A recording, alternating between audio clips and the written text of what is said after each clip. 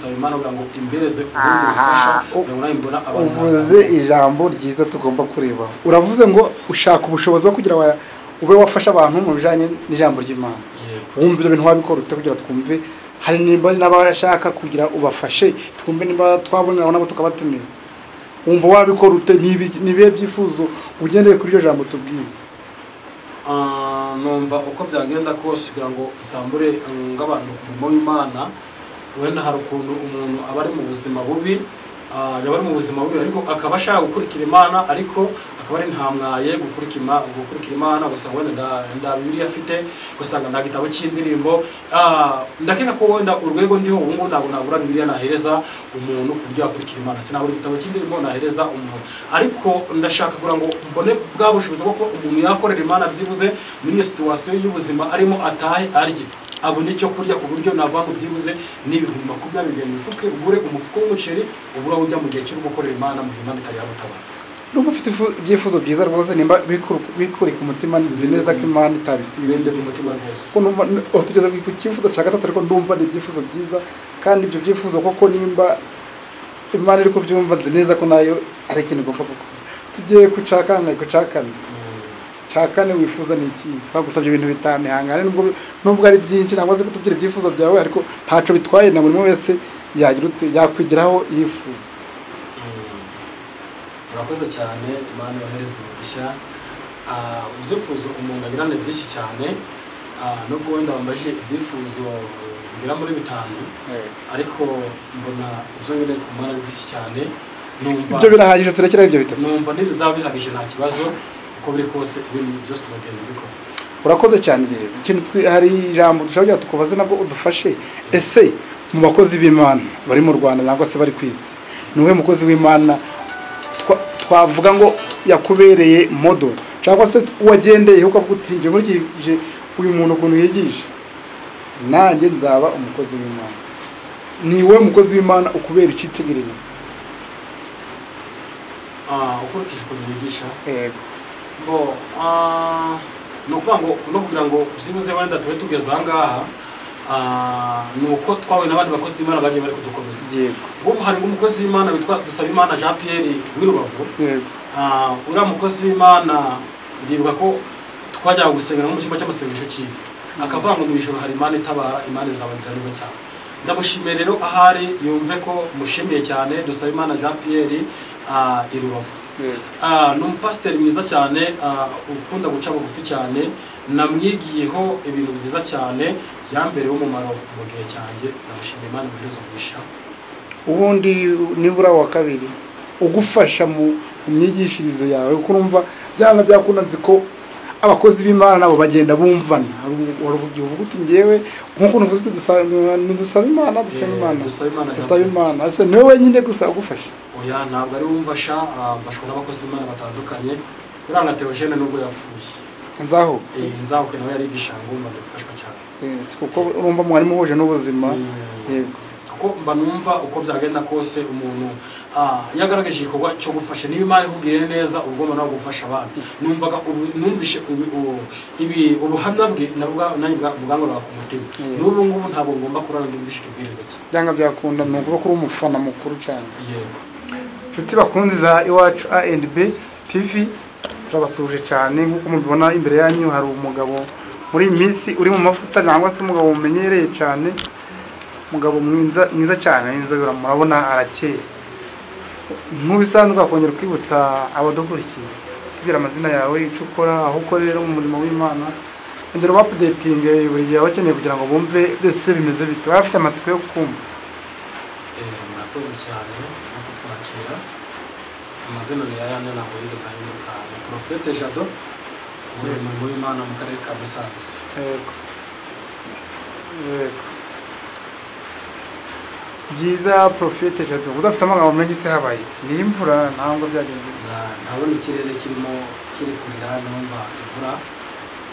hanze yakamije imvura yakamije ariko kubw'umwuka twe nta kibazo dufite tangira dusengera rero mbere yo twinjire mu kiganiro cyacu katucishe bugufi dusenge Imana turagushimira izina ryawe rihabwe icyubahiro. amen Sambu itamwamura wa Dawidi, ibyiringiro by'umugisha, uyu munsi turagushimye, tugushimira neza n'ubuntu bwawe, waturinze uyu munsi wa none, iri joro uraduhagararira, izina ryawe nishimwe.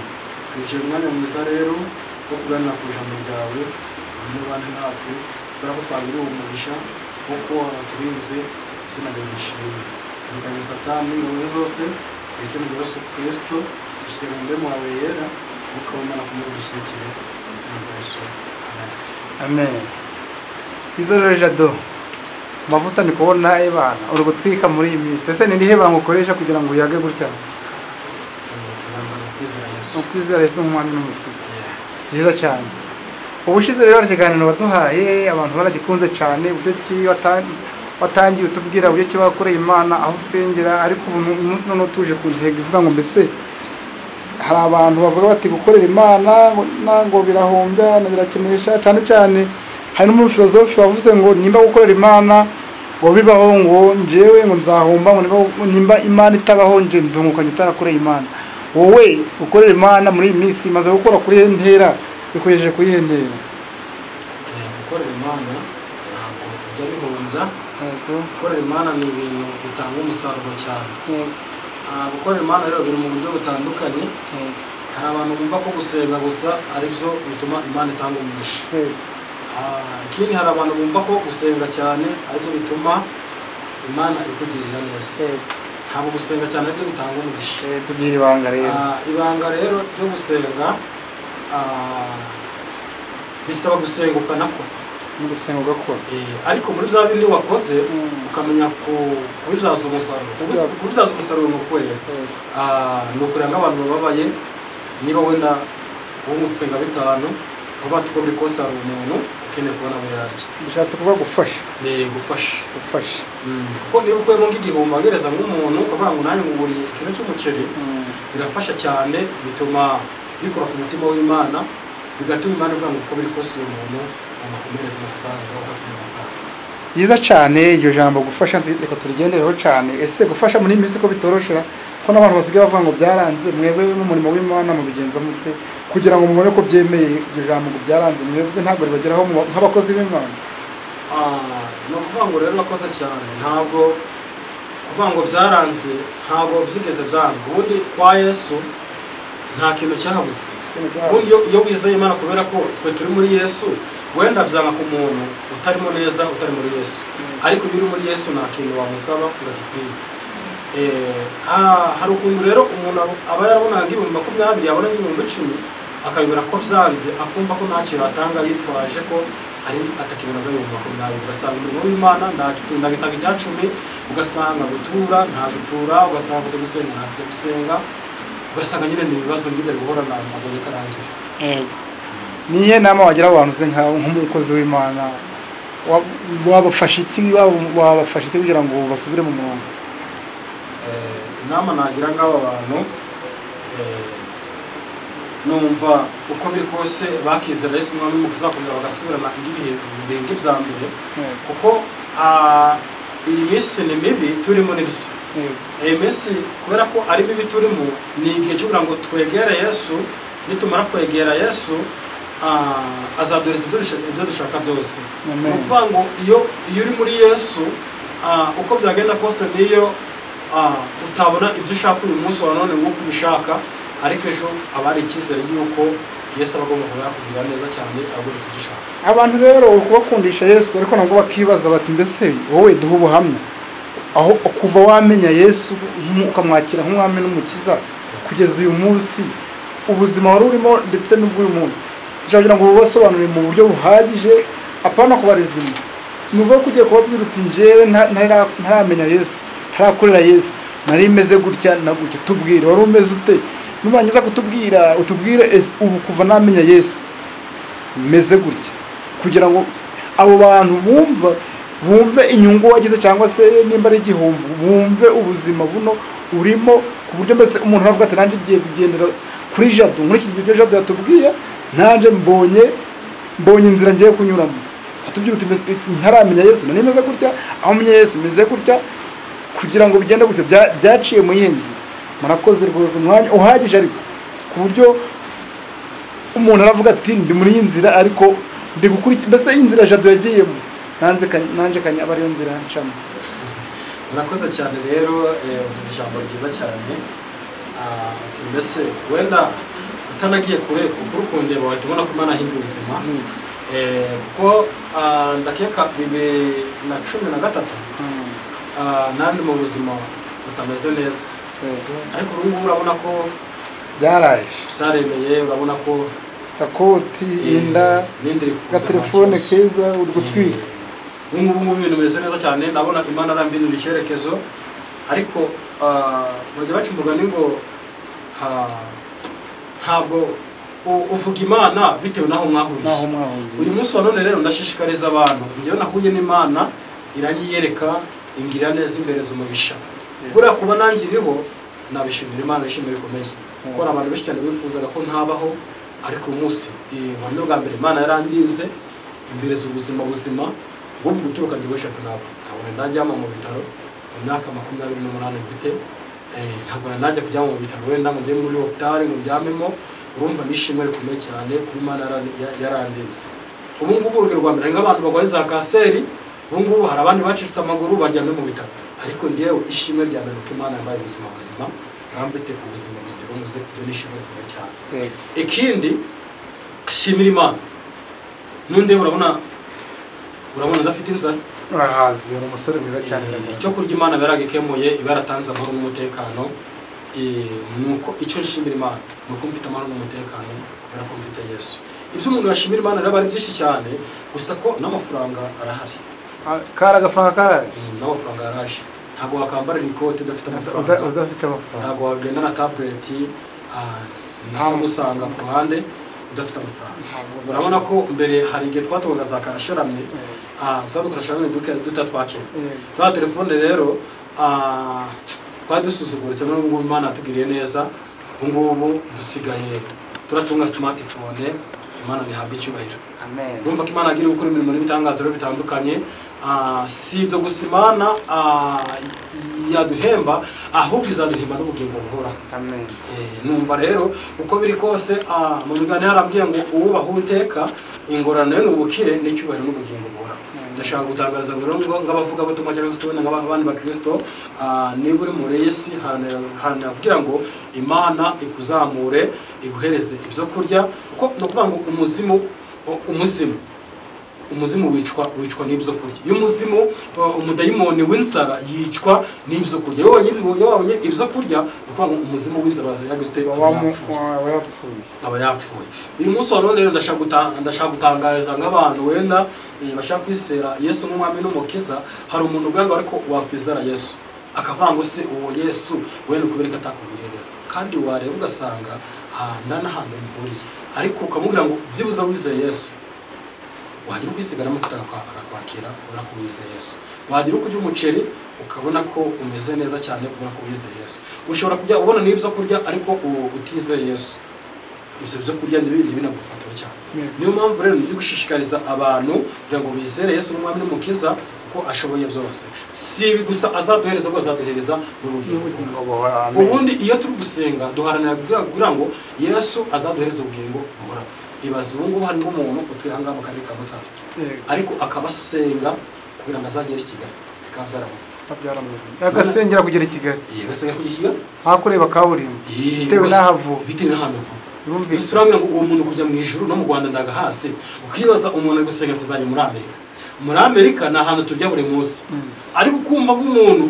avuga ngo uwazangeza mu gihugu cyo hanze aho kwagira ni ibintu byoroshye cyane uwizeye Yesu umwami mukiza ibyo byose ubihabwa n'Imana ntabwo byihereza ku giti cyawe ahubwo ubihabwa n'Imana. Wabwira umuntu urangizere Yesu ejo ashobora gukubita vewite nziza cyane akumva ko kugira ku modoka ari ibintu bigoye kubakora nk'ikiyede umushishikariza kwizera Yesu. Iyo wizeye Yesu byose birashoboka kubera Imana byose birashoboka. Utubwiye ubuzima urimo ubu ntabwo ntabwo tubwiye ubuzima wabayemo utari wakira Yesu nk'umwami n'umukiza barakira Yesu umwami n'umukiza tubwiye ubuzima buno urimo ariko ubuzima utari wakira Yesu umwami n'umukiza wari ubayeho ute umuryango wawe wari umeze ute tubwire n'ubuhamya bwawe dushaka kugira ngo dukurikire inzira yawe kuko hari igihe hari umuntu wenda mumeze kimwe uri mu nzira wari urimo nka kera ese ni ibiki wakoze wari umeze utere ni ibiki wakoze kugira uve aho hantu wari uri murakoze cyane ubuzima nari ndimo bwari ubuzima bugoye cyane wenda abantu bamwe na bamwe baranzi ko iyo turizi kuri izi kamera turebwa n'abantu batandukanye ntabwo rero njyewe ndi wa mukozi w'Imana utanga ubuhamya budahari abantu wenda bamwe na bamwe baranzi naciye mu buzima butandukanye ubuzima bw'inzara ubuzima bwo kwambara ubusa nambaye buno vuba ndamenda nagira wambaye ukuze icyo bishatse kuvuga yego buriya wowe na Theogene wabona witsaho kavuga ngo yari mayibobo we nawe mwaganira nangwa we yari inzara gusa ariko wari ufite ukubayeho ukuribuka Theogene avuga ati nje nari mayibobo akagira ariko ubuhamya ntaco butanga ahubwo gituma ubuhamya tubwumva no kugira ngo nazo twumve nimba uyu munsi ndi mu buzima mubi hari cyo nakora kugira ngo nanje mbeho nkandi nkarona ntabwo tubaka ubuhamya kugira ngo tubasebye tugira uteka nta n'uwagusebye warabuvuyemo kandi nta n'umuntu uje mu buzima mabubi yarabwishize ahubwo tuba tugira ngo dukangurire babandi baburimo ko nabo bagomba kugira uteka bagomba kuvamo niyo mpamvu kutubwira ubuzima wari urimo atari ikintu cyo giteye isoni rwose numva gitanatera isoni kuko ntawemera kuja mu buzima adashaka nuko uravuka ugasanga we niwanyu barakize iwanyu barakennye ukubayeho nta muntu uhitamo kubaho nabi ahubwo niyo mpamvu tugusaba ngo mbese ubwo buzima wari urimo dusangize natwe ababurimo twumva ko dushobora kugira uteko aho dushobora kuva naho dushobora kuja kwiheba bigira ute bigabanyika mu bantu batandukanye murakoze cyane ariko njyashimira Imana yarenze yantabara natari namwe inzoka bura ntabwo nzi ntabwo rero wasoma ku nzoga kuva bavuka n'umunsi n'umwe ntabwo byari bizaba Imana ishimwe cyane n'ibizana naho n'ubuzima bubi ndabwihanganira wenda sinigeze mu itabi wenda ngo nigeze mu itabi ngabira bya Theogene by'ubwo ubuzima nahuye nabwo nubwo ubukene kwambara ubusa mu ndakambara hari pandaro twitaga baravumba n'ingweto zitwa ndimo umuginga zimeze ziteye tukiraho tubyire zo ngwizo ngo n'inkweto zitwa ingweto zitwa ndimo umuginga ndimo umuginga ziba zimeze ziteze nekamba mbiri ni ingweto bifunze ariko bari bikweto binini ugasanga warabikuburiye ngo umuntu yarabikugabiye bikweto bitagokwiyemeza bindi bagenda bakuba yego bikweto biba byarashaje ukabiryana mu vuga butumwa bitewe na situation y'ubuzima urimo ugasanga we ngipandaro y'umugabo upima ibiro 100 we upima ibiro 35 dai patro wambara binini ukazirikisha gashumi ugasiramo imishumi ibyo pandaro nabyambayeho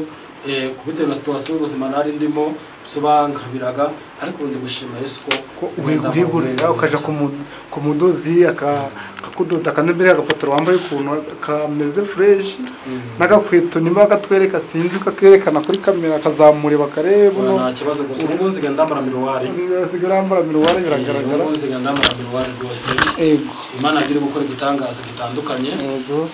ubungu zingandajya ku mutayira mwango umwenda ushire kugufa udode uko mbishaka ku buryo nsambara ipandaro nanjye ngumva ko nambaye nk'umukozi w'Imana ubwo dugushima Imana ko yanyambitse ngashishikariza abantu bagira ngo ubuzima bubi nari ndimo Imana abunguyemo kandi nabo bari kubibona ntabwo wahambika ikintu kidahari nureba urabona hari ubuzima bwahindutse nubona uko warinze muri 2013 urungu 2024 hari Imana akoze ubuze ijambo ndibuka muri commentaire y'ikiganiro gishize hari umuntu wakubonye ati uyisaba mugabo ukora muri MTN ndavuga ni wenyine atisirabona kumbi ni pasteur nabwo ntirega gukora akazi no pasteur kugira ngo ubone akazi uri pasteur n'amahirwe ubwo nawe uravuze uti rwose Imana yagize ntiwajira kutubwira ko Imana yanaguhaye akazi keza uhembwa amafaranga menshi ashoboka kandi wikorera uko nabyita kubukora muri MTN birani nko kuba wikorera nabyo ntiwajira gushima ese bira bintu watekereje kubija mu no kwanga ubundi gukora muri MTN gura ni umushinga mwiza cyane ni umushinga udasuzuguritse buriya iyo uri gukora mu mafaranga buriya ikindi kintu ushimira Imana kubara amafaranga ni ikintu cyiza biraryoha cyane nubwo abatara yawe ubundi dokizayine ngize abaganga kubera ko zibara amafaranga Yes. ni ukuvuga ngo kubara amafaranga bari ibintu byiza cyane yabare nabara ko ari umugisha ukomeye cyane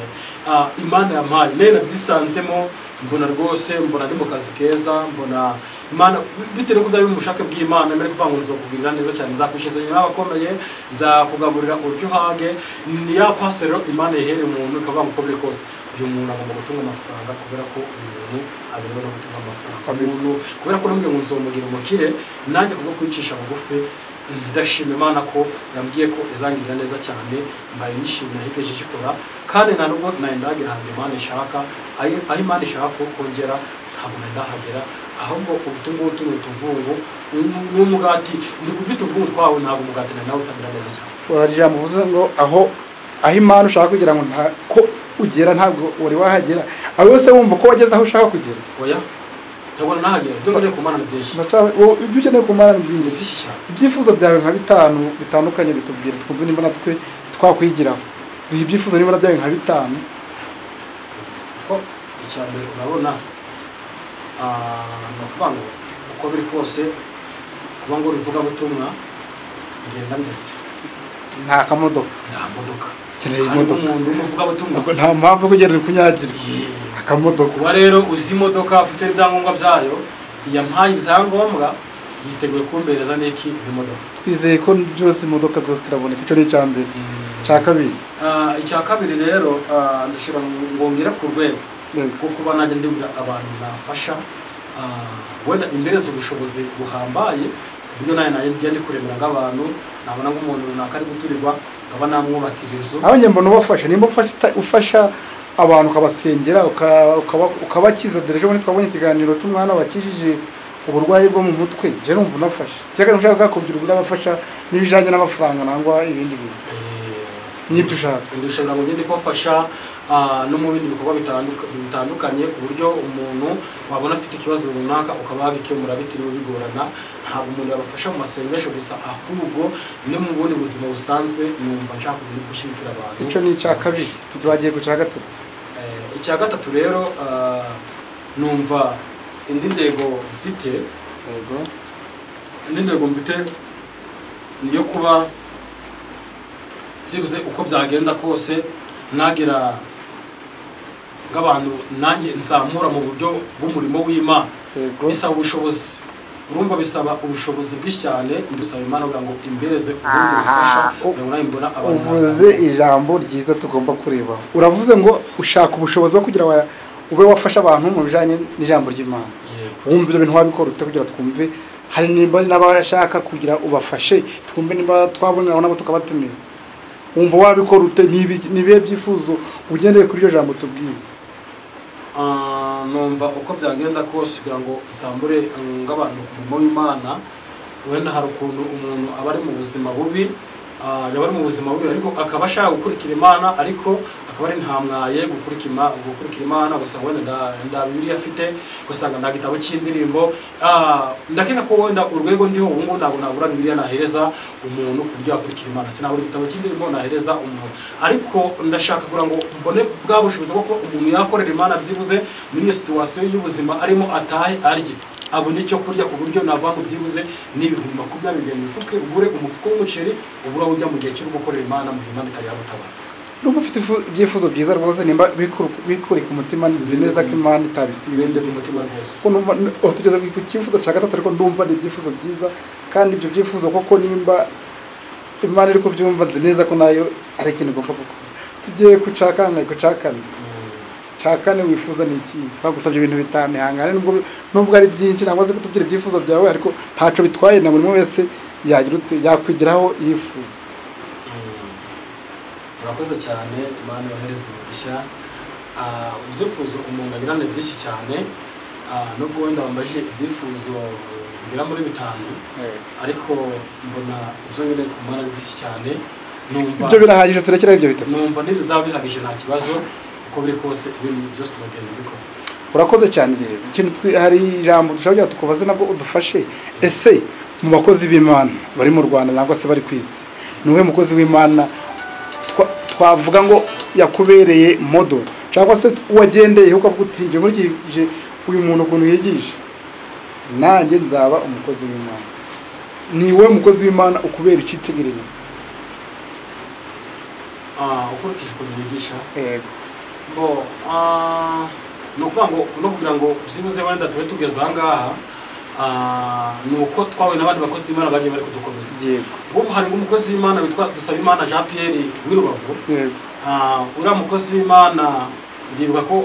twajyaga gusengera mu cyumba cy'amasengesho cyiwe, akavuga ngo mu ijoro hari Imana itabara, Imana izabagirira neza cyane. Ndamushimiye rero ahari yumve ko mushimiye cyane Dusabimana Jean Pierre Irubavu. Ni umupasiteri mwiza cyane, ukunda guca bugufi cyane, namwigiyeho ibintu byiza cyane, yambereye umumaro mu gihe cyanjye. Ndamushimiye, Imana imuhereze umugisha. Ubundi nibura wa kabiri ugufasha mu myigishirizo yawe, kuko urumva byanga byakunanze ko abakozi b'Imana nabo bagenda bumvana. Uvuga uti ngewe nkuko nuvuze dusaba Imana. Ase niwe wenyine gusa ugufasha? Oya, ntabwo ari wumfasha, mfashwa n'abakozi b'Imana batandukanye. Uranga Theogene nubwo yapfuye, Nzahuke nawe yarigisha ngumva ndagufashwa cyane. Kuko urumva mwari muhuje n'ubuzima. Yego. Kuko mba numva uko byagenda kose umuntu yagaragaje igikorwa cyo gufasha, niba Imana ikubwiriye neza ubwo no gufasha abantu. Numvaga numvishe ubuhamya bwe bwangora ku mutima. N'ubu ngubu ntabwo ngomba kurana ndumvishe ikibwirizo cye. Byanga byakunda, numva ko uri umufana mukuru cyane. Yego. Umufana mukuru cyane.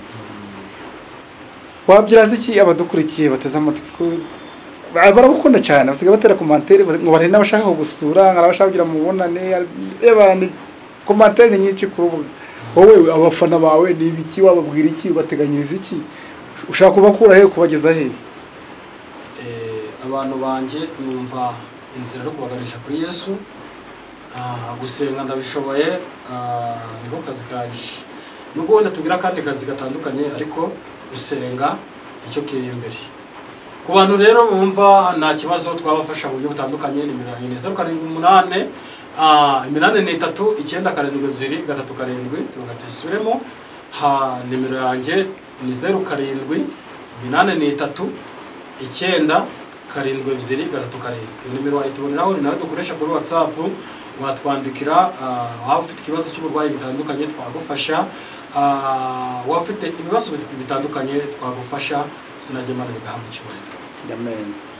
Basengera rero ntabwo wafasha na n'ubu babuno baragufite, ugomba kubasengera mu ngero zose zitandukanye, kuko ubu ugiye guhura n'abantu batandukanye. Ntabwo urasengera umucuruzi gusa, oya, hari uri mu bitaro, hari umucuruzi, hari ubo bibye, hari ufite ibibazo bitandukanye, kandi ntabwo bose baguteza amatwi, bose bari kureba. Ejo utazaza urasengera umuntu umwe, watese ko urasenyura uriya muntu ufite ibibazo bitandukanye. Uyu n'umwanya ushobora gufata iminota igeze muri ngaho ukaba byuti mwicishe bugufi rwose, dusenge duhimbaza Uwiteka. N'umwanya wawe rwose wafasha ukabasengera. Imana baho umugisha, murakoze cyane. Sabe umugisha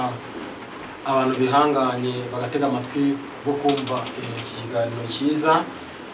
Imana bahereze umugisha, tubasaba umugisha abumvisha abaduteza amatwi uyu munsi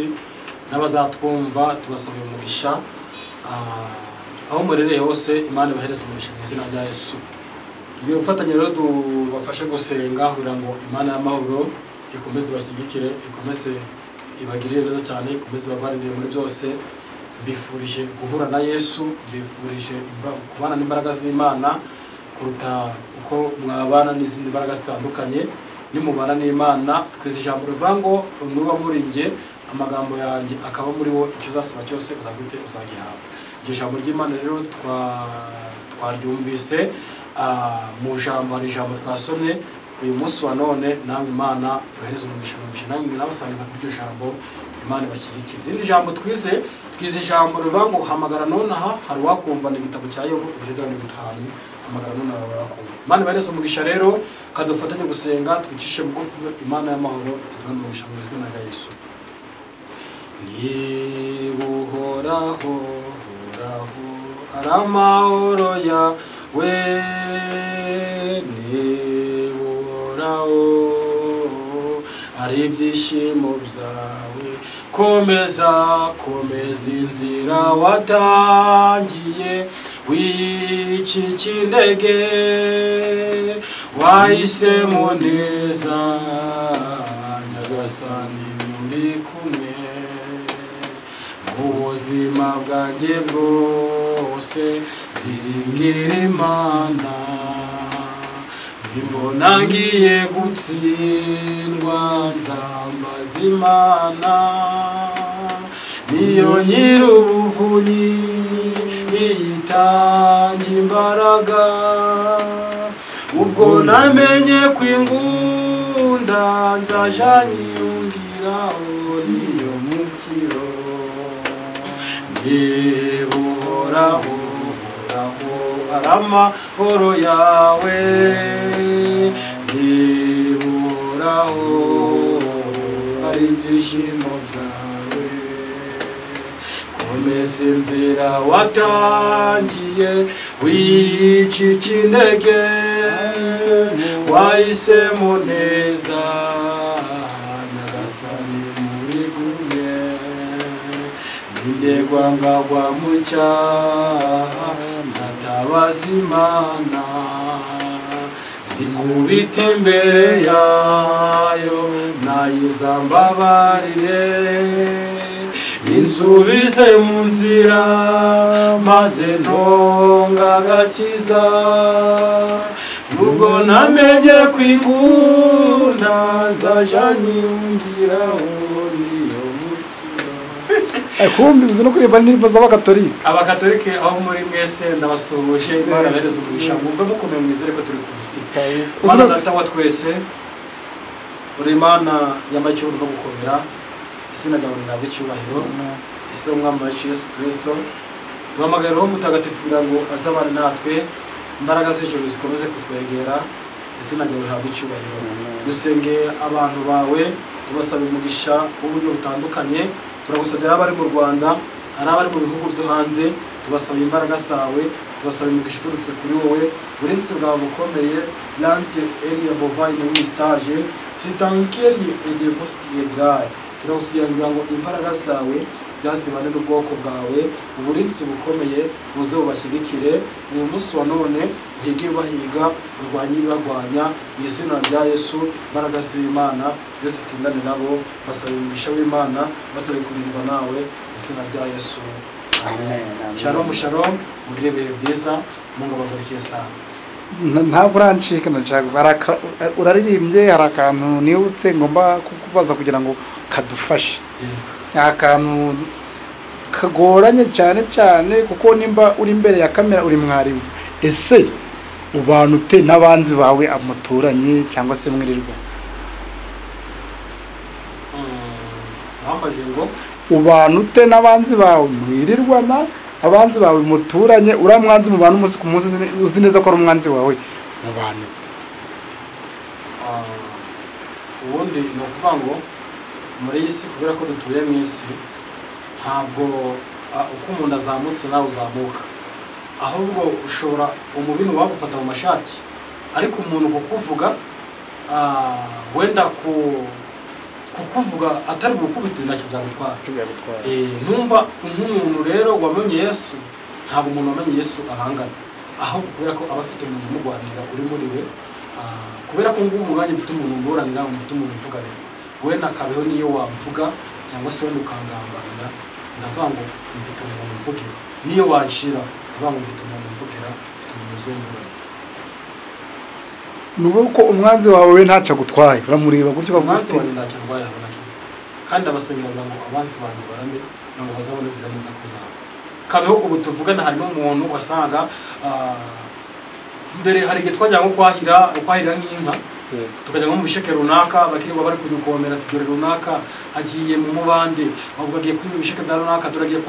gutema mu bisheke by'abantu ubu ngubu ndashaka gutangaza ngo uwo muntu asigaye arandeba bakavuga ngo uko biri kose uyu muntu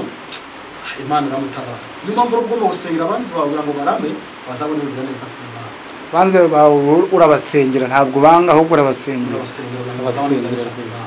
gisabira Imana ati Imana ugiye kirukomeze unyihere umugisha ubundi abantu bazabireba bare bakuboneza ni byiza rero twagize ikiganiro cyiza ikiganiro kiryoshye cyane wari wambaye neza uwo musore ushima Imana ntiwareba rwose gira icyo usaba abakunzi bawe rero abafana bawe kuko niba turi kumwe urebwa n'abantu bangana gutya ubareka buriya uyoboye abantu benshi niba ufite abantu bangana kuriya uyoboye abantu benshi gira icyo usaba abakunzi bawe. Abakunzi banjye nabo bafite iyerekwa nabo ndabizi neza ko ari abanyamwuka icyo bazabona nkwiriye bazabikora kuko barabona ngene ibintu byinshi cyane ndakeneye kuba nagira izindi kamera ku buryo bajya bafubona ifoto imeze neza cyane kugikira mu murimo w'Imana gushyikira amavuta icyo bita gushyikira amavuta yishyigikiye rero mu mukozi w'Imana arakomera cyane tukabasaba rero umwuka azageraho akamwemeza kuba yagira icyo adufasha nta kibazo yaba afite kamera yaduhereza mu buzima busanzwe icyo yabonaho yadushyigikira nta kibazo. Imana barese umugisha. Murakoze cyane rero turagukunda cyane kandi ibiganiro byawe twigije ukuntu batera komanteri barabikunda ndetse nawe baragukunda. Imana ikomeze ikweze ikwagurira imbago.